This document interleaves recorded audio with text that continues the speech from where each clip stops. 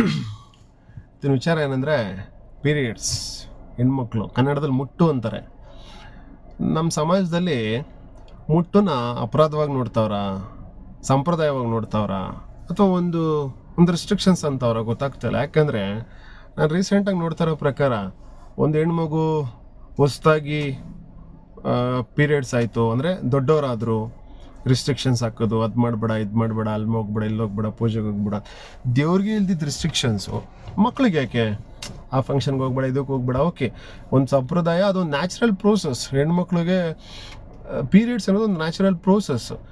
ಅದೇ ಪೀರಿಯಡ್ಸ್ ನಿಂತಾಗ ನಿಮಗೆ ಮಕ್ಳುಗಳ ಅವಶ್ಯಕತೆ ಇದ್ದಾಗ ಬೇಕಾಗಿದ್ದ ದೇವಸ್ಥಾನಗಳು, ಬೇಕಾಗಿದ್ದ ಫಂಕ್ಷನ್ಸ್ಗಳು ಎಲ್ಲದಕ್ಕೂ ಕರ್ಕೊಂಡು ಹೋಗ್ತೀರಾ. ಅದೇ ಹೊಸ್ದಾಗೊಂದು ಮಗು ಮೆಚೂರ್ಡ್ ಆಯಿತು ಅಂದರೆ ಓಕೆ, ನಿಮ್ಮ ಸಂಪ್ರದಾಯ ಏನಿದೆ ಮಾಡಬೇಕು, ಪೂಜೆ ಪುನಸ್ಕಾರ, ಅವ್ರಿಗೆ ಹೊಸ ಬಟ್ಟೆ ಕೊಡಿಸೋದು, ಅದೆಲ್ಲ ಸಂಪ್ರದಾಯ ಮಾಡ್ಕೊಂಬಂದು. ಬಟ್ ರಿಸ್ಟ್ರಿಕ್ಷನ್ ಯಾಕೆ? ಕೆಲವು ಹಳ್ಳಿ ಕಡೆ ಏನಾಗಿದೆ ಈಗಲೂ ಕೂಡ, ಮುಟ್ಟಾದರೂ ಪೀರಿಯಡ್ಸ್ ಆದರೂ ಅಂತ ಈಚೆ ನಿಲ್ಲಿಸೋದು, ಎಲ್ಲ ಕುಡಿಸ್ಲಾಕೋದು, ಅವ್ರನ್ನೆಲ್ಲ ತಗೊಂಡೋಗಿ ಬಟ್ಟೆ ಅಲ್ಲಿ ಕೊಡೋದು, ಇಲ್ಲಿ ಕೊಡೋದು. ಈ ಸಂಪ್ರದಾಯ ಇನ್ನೂ ಎಷ್ಟು ದಿವಸ ಇರಬೇಕು ನಮ್ಮ ಜಗತ್ತಲ್ಲಿ ಅಂತ. ಜಗತ್ತಲ್ಲಿ ಇನ್ನದಕ್ಕಿಂತ ಎಸ್ಪೆಷಲಿ ನಮ್ಮ ಭಾರತದಲ್ಲಿ ಹೆಣ್ಮಕ್ಳಿಗೆ ನಾವೆಲ್ಲ ರೀತಿ ಸ್ವತಂತ್ರ ಕೊಟ್ಟಿದ್ದೀವಿ, ಇಲ್ಲ ಅಂತಲ್ಲ. ಬಟ್ ಆ ಮುಟ್ಟು ಪೀರಿಯಡ್ಸ್ ಅನ್ನೋ ಒಂದು ನ್ಯಾಚುರಲ್ ಪ್ರೋಸೆಸ್ಗೆ ಏನಕ್ಕೆ ಇಷ್ಟೊಂದು ರಿಸ್ಟ್ರಿಕ್ಷನ್ಸ್ ಬೇಕು?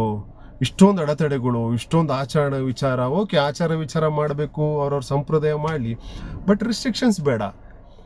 ಪೂಜೆ ಮಾಡಬೇಡ, ಅಲ್ಲೋಗ್ಬೇಡ, ಇಲ್ಲೋಗ್ಬೇಡ. ರೀ, ಪಾರ್ವತಿ ಕೂಡ ಎಣ್ಣೆ, ಸೀತೆ ಕೂಡ ಎಣ್ಣೆ, ಕರೆಕ್ಟ್ ಅಲ್ವಾ? ಹಾಗಾದರೆ ಅವರು ಹೆಣ್ಮಕ್ಳು ಮೆಚ್ಯೂರ್ಡ್ ಆಗಿರೋದು, ಪೀರಿಯಡ್ಸ್ ಆಗಿರೋದು ಇಲ್ವಾ? ಸೊ ನಾವು ಅವ್ರನ್ನೇ ಪೂಜಿಸೋವಾಗ ಈ ರಿಸ್ಟ್ರಿಕ್ಷನ್ಸ್ ಬೇಡ. ದೇವ್ರ ಪೂಜೆ ತಪ್ಪಲ್ಲ, ಸಂಪ್ರದಾಯ ತಪ್ಪಲ್ಲ, ಬಟ್ ಈ ಕಟ್ಟುಪಾಡುಗಳು, ಇದನ್ನು ಮೂಢನಂಬಿಕೆ ಅಂತ ಹೇಳ್ತಾರೆ. ಒಂದು ಎಕ್ಸಾಕ್ಟ್ ಲ್ಯಾಂಗ್ವೇಜಲ್ಲಿ ಇದನ್ನು ಮೂಢನಂಬಿಕೆಗಳು ಅಂತ ಹೇಳ್ತಾರೆ.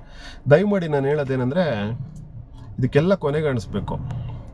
ಯಾಕಂದರೆ ನಾವು ಈ ಜನ್ರೇಷನಲ್ಲಿ ಇದ್ದೀವಿ. ದಯಮಾಡಿ ಹೆಣ್ಮಕ್ಳಾಗ್ಬೋದು, ಯಂಗ್ಸ್ಗಾಗ್ಬೋದು, ಮದುವೆ ಆಗಿರೋರಾಗ್ಬೋದು, ಮದುವೆ ಆಗಿರೋರಾಗ್ಬೋದು, ರಿಸ್ಟ್ರಿಕ್ಷನ್ಸ್ ಬೇಡ. ಅದಕ್ಕೆ ಒಂದು ಪ್ಯಾರಾಮೀಟರ್ಸ್ ಇದೆ, ಮೇಂಟೈನ್ ಮಾಡೋಣ. ಅದು ಬಿಟ್ಟು ಅದು ಮಾಡಬೇಡ, ಇದು ಮಾಡಬೇಡ, ಪೂಜೆ ಮಾಡಬೇಡ, ಅಲ್ಲೋಗ್ಬೇಡ, ಇಲ್ಲೋಗ್ಬೇಡ, ಹಂಗೆ ಮಾಡಬೇಡ, ಹಿಂಗೆ ಮಾಡಬೇಡ, ಹಂಗೆ ಮಾಡಬೇಡ ಅನ್ನೋದಕ್ಕೆ ನಾವು ಯಾವುದ್ರಲ್ಲಿದ್ದೀವಿ? 2026 ದಯಮಾಡಿ ಮೂಢನಂಬಿಕೆ ಬೇಡ, ಸಂಪ್ರದಾಯ ಪಾಲಿಸಿ, ಆಚಾರ ವಿಚಾರ ಪಾಲಿಸಿ. ದಯಮಾಡಿ ಮೂಢನಂಬಿಕೆಗೆ ಯಾರು ಒಳಗಾಗಕ್ಕೆ ಹೋಗಬೇಡಿ. ಅವ್ರ ಪಾಡಿಗೆ ಬಿಡಿ, ಅವ್ರು ಆರಾಮ್ಸೆ ಇರ್ತಾರೆ. ನಮ್ಮ ಭಾರತ ದೇಶ, ಭಾರತ ಮಾತೆ ಅಂದರೆ ಹೆಣ್ಣು, ಸೀತೆ ಹೆಣ್ಣು, ಮರಿಬೇಡಿ. ಜೊತೇಲಿ ಇನ್ನೊಬ್ರು ಯಾರು ಹೇಳಿ ಹೆಣ್ಣು?